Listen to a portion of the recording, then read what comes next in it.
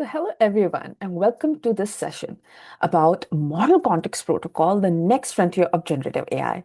My name is Neelam Koshiya. I am right now a principal applied AI architect at Amazon Web Services. I've been with Amazon 7.5 years. My background is engineering, from wherein I organically moved into architecture role and embracing data science with the cloud. Um, fun fact about me is I have actually a Lego with which looks like me, given to me as an appreciation towards my work. I don't know if she looks like me, but it's one of the fun fact about me.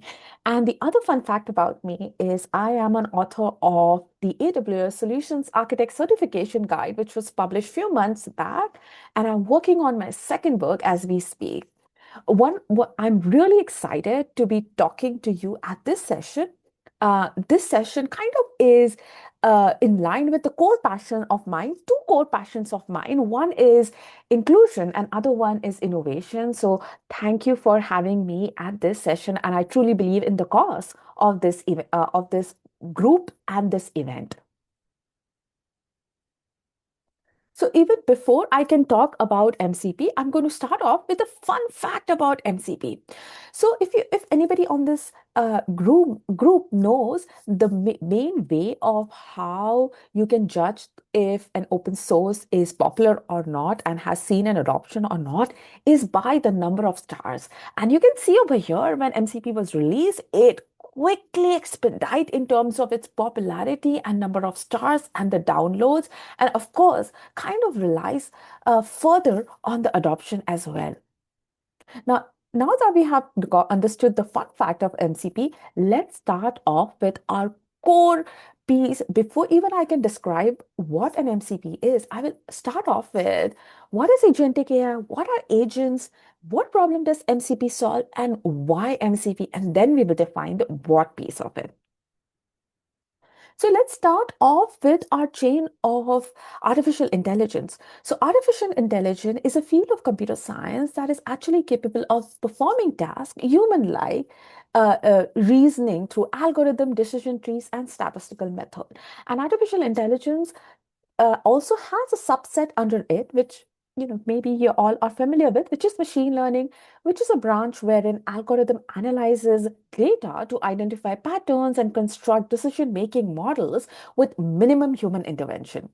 Now, a subset under that is generative AI, which is powered by these humongous foundation model, which is actually trained on the Wikipedias of the world. So it can generalize and perform many tasks based on its training data. So it can do summarization, it can do binary classification, of course, but it goes beyond that and can create new content. And a subset under generative AI is actually agentic AI, which is an autonomous system that combines the power of large language models with a goal oriented capabilities for that system to plan, reason, and execute complex tasks to perform a specific goal. Now, diving deep a little bit more into what actually agent does or what are the component of agents, this is a picture which can help you understand.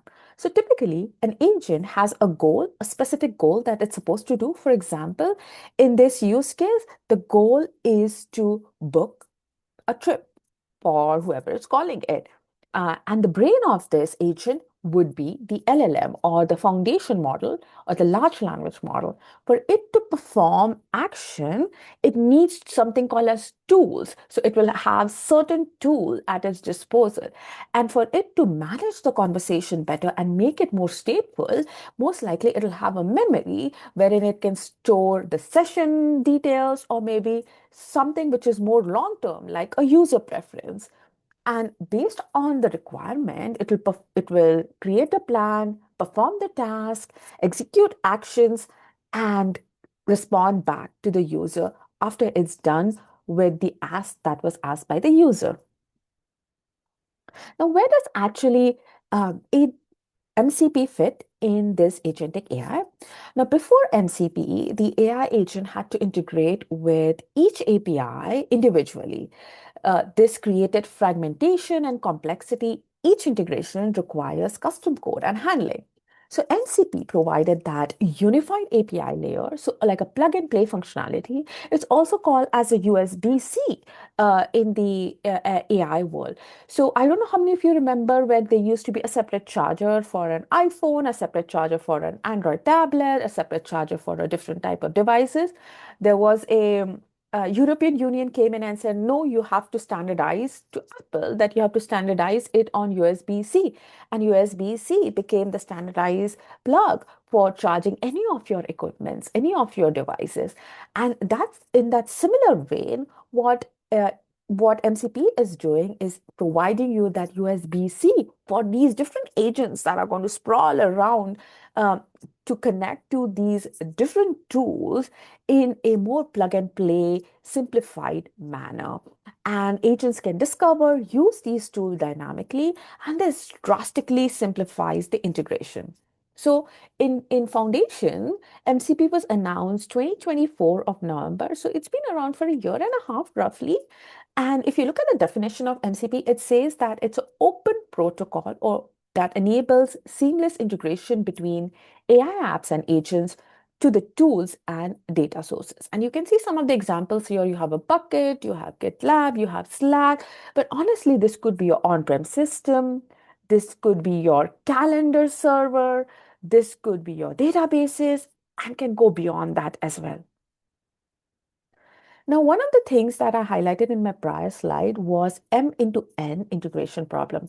So if you look at a traditional approach, at its core, MCP addresses what's known as M into cross N integration problem, which refers to exponential complexity of connecting MAI models to N tools or data sources instead of building one off connector for every combination. And MCP provides that standardization protocol that allows any AI application to communicate with any data sources or services and hence simplify the integration.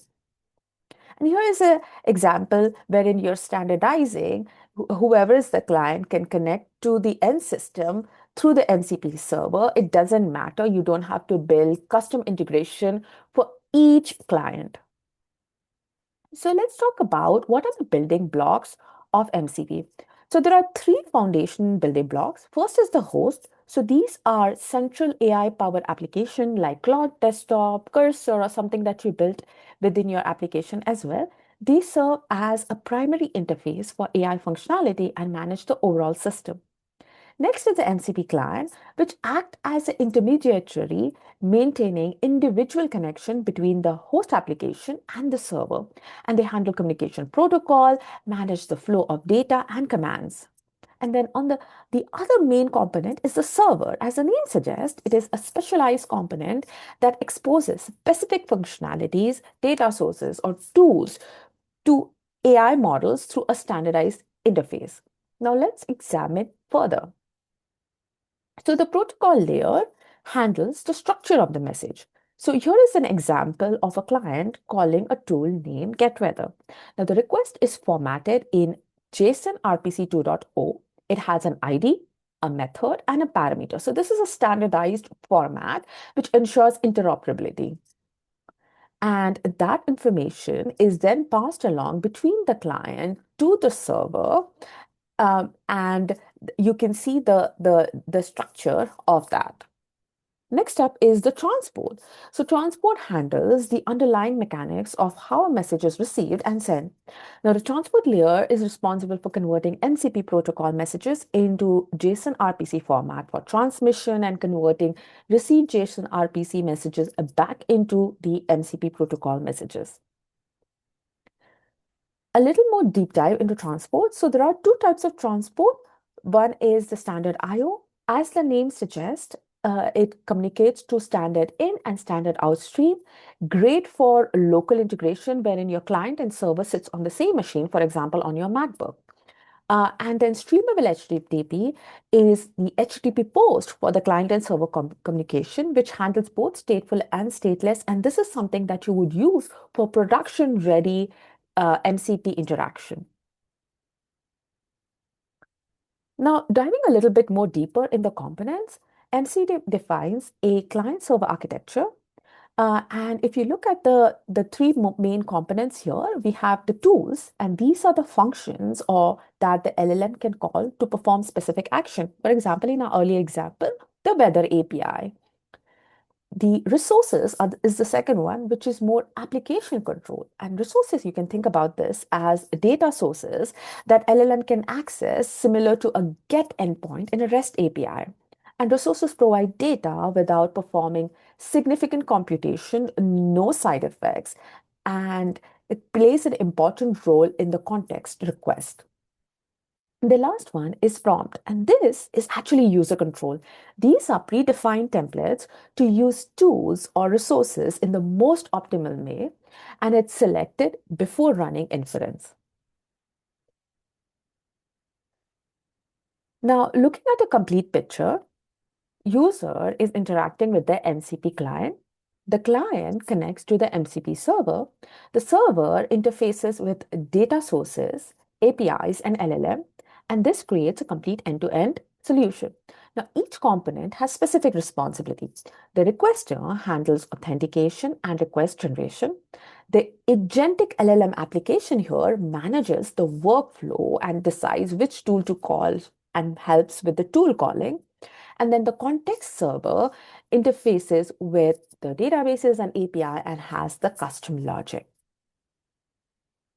Now let's take a look at a typical request response flow. So user submits a query, the host processes the query, the MCP client requests available tools from the server returns these tool definition, the client selects appropriate tool and parameters, the server processes this request and returns a response. The client then integrates the response into the user experience. This is a very standardized flow which simplifies development and ensures consistency. So we have defined the why, what is the background, what are the internals of MCP. Now let's see how we can implement it. So here is a simple implementation of MCP. So you can see over here in this, we are using the fast MCP, which is a library in Python. And many of those abstraction classes that are available are, typically derived from this. You define the MCP server. You see the annotation mcp.tool. So for that MCP server, this is the tool, which is get forecast. And you provide your implementation like you would write the business logic within that definition of the tool. And then you start an MCP server and you see over here the transport is standard IO. So this is something that you would run on your laptop. And then this is the simplified way of the client implementation. So within the client, first is you would initialize the client, you'd import the required library, you would initialize the client, you would do tool discovery to find out what are the tools available. You will integrate with the LLM, and then you will call the tool when it's required. Of course, the LLM decides when to call the tool. This is a very simplified basic implementation. But folks on the call were thinking about what is a local MCP and what is a remote MCP. Here is a distinguish factor between both of them. But the thumb rule is if you are doing a POC and running things on your local machine, you would use a local MCP server wherein the interaction between the client and the server would be through standard IO streams. But if you're thinking about production grade remote MCP server, is when your client sits somewhere else and your server sits somewhere else, and the server is discoverable all through the internet and it uses HTTP streaming. And this is something that you would use for your real world multi-user load conditions. So, fun fact, what is the MCP server B? Is it local or is it remote? If your answer was it is local, that is correct. It is locally running on the same machine, whereas MCP server C is sitting on the internet somewhere remote, and the way your client and server will interact would be using the HTTP streamable.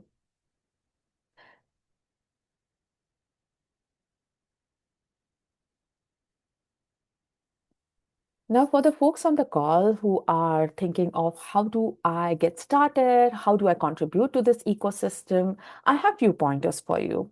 So first up, MCP is an open source. You can go to the GitHub And you can see even the public roadmap. What are the four key items that the public roadmap of MCP has? You can do pull requests. You can get started by yourself and then contribute back to the community. And here are a few of the pointers for you. So first is try to see if you can get started, start small, maybe wrap one tool that you use daily, use the SDKs. There are popular SDKs that are available. Python is there, TypeScript, Go, numerous contribution there as well. You can use that. You can contribute back to the SDK. You can contribute by building these MCP servers and registering them in the registry so that others can discover it. And then, of course, you can share your use cases to, to the extended community. And MCP was actually donated to the Agentic AI Foundation. So, highly recommend you to join that and contribute back to the community. Now, for folks who are thinking about how do I get started, I think the one-stop shop is to go to modelcontextprotocol.org, and you can see simplified documentation about everything that we spoke today. You can also clone the GitHub and get started there. You can start off by picking one tool or one problem that you feel nobody has solved before and can be a great addition to the community and host it as an MCP server. You can follow the simple Python tutorial, and then you can share your work with the community. So the bottom line here is you don't need to be an AI expert. If you can write Python or any kind of code and a fast learner, you can do it.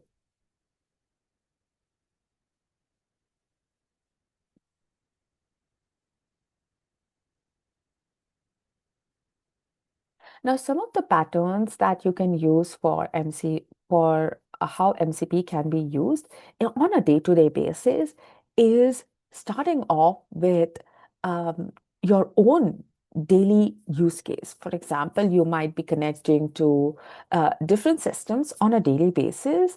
You might be connecting to different community servers on the daily basis or third-party servers out there. It's most likely that those can be integrated with your IDE using a plugin to connect to those MCP servers so you don't have to browse, look up for syntax, find out how to respond, etc. And it can help you to boost your own productivity on a daily basis. So jobs that would take you maybe 10 hours of work can be shortened down maybe into a couple of minutes because you can use the power of agentic AI on your in your daily life combined with these powerful MCP servers so that you can streamline processes, you can track projects, you can manage tasks, and you can actually cut down and become more efficient.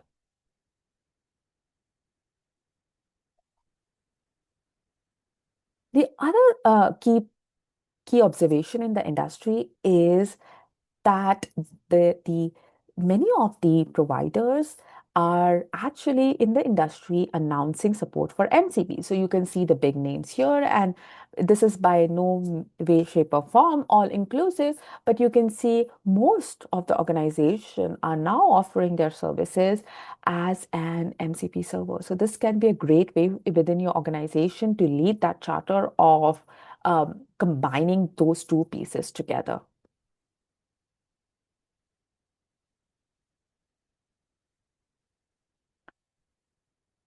The other piece is how to combine or marry the old with the new. A great way to do that is to see if you can wrap up those tribal knowledge legacy infrastructure using an MCP server, something like this, wherein you can simplify connection of these modern agentic AI system to the old legacy systems without worrying about these complex integration, but exposing that or wrapping it up using an MCP server and let your agent talk to these sources using an MCP protocol. That can be a great way for you to combine the old with the new.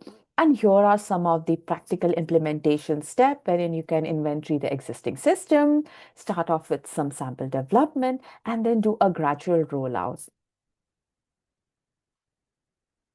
So I hope you enjoyed this session. as much as I enjoyed putting this together for you. Thank you so much and looking forward to your questions and connect me on LinkedIn as well. Thank you.